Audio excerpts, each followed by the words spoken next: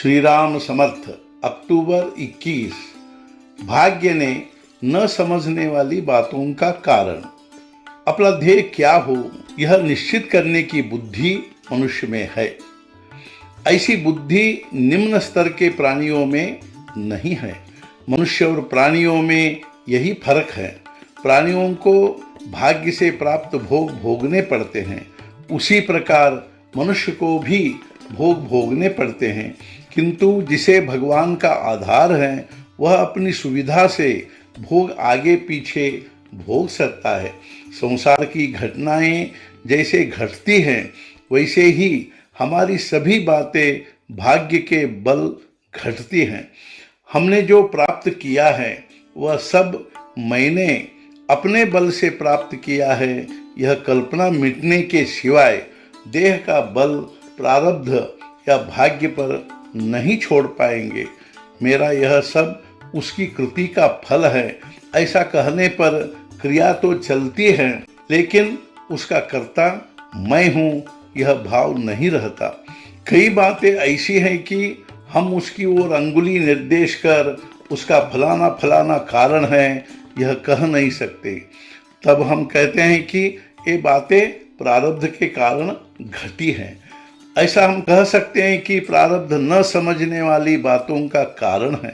संतों को भी उनके भोग भुगतने पड़ते हैं, लेकिन उन्हें देह बुद्धि नहीं होती, इसलिए उन्हें सुख दुख की भावना नहीं होती। व्यवहार की दृष्टि से दवा लेकर भोग भुगतना ही सच्चा मार्ग है। अपनी सिद्धि से बीमारी हटाना या उसे टालना साधु के लिए उचित बात नहीं है। ऐसा करने से साधु की कीर्ति जरूर होगी, लेकिन ऐसा करना न उसके लिए भलाई की बात होगी न लोगों के लिए। मान लो कि एक आदमी रास्ते से जा रहा हो और उसे रास्ते में 10 रुपये का नोट मिला। पूर्व संस्कार के कारण उसे वह नोट उठाने की वासना होगी, लेकिन उसे उठाकर लेने या न लेने की स्वतंत्रता उसे है। इसलिए प्रारब्ध से यदि आ जाए तो उस वक्त मन की वृत्ति कैसे रखे इसकी स्वतंत्रता हमें है, वह प्रारब्ध पर निर्भर नहीं है। भगवान भी जब सगुण रूप धारण करते हैं तब उन्हें भी प्रारब्ध का नियम लागू होता है। हमारा जन्म से स्वभाव यदि बुरा भी है तो उसे निश्चय ही सुधार पाएंगे। जब तक हमारे अंतःकरण में अवगुण हैं तब तक हमारी प्रगति होना बहुत मुश्किल है।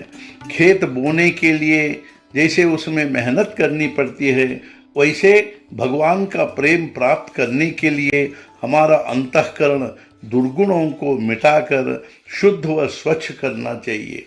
एक बार यदि इस तरह अंतःकरण शुद्ध हुआ तो भगवान के सिवाय अन्य कोई नहीं, यह भावना दृढ़ करनी चाहिए। इसका मतलब है अनुसंधान करना। शुद्ध मन के लिए अनुसंधान करना कोई कठिन बात नहीं है। अन्य सभी बातें तदनुसार करे और आनंद में रहे। आज के मुख्य विचार। प्राप्त होना और जाना दोनों प्रारब्ध पर निर्भर हैं, फिर हर्ष और दुख वृथा क्यों करे। सद्गुरुनाथ महाराज की जय। जय जय रघुवीर समर्थ।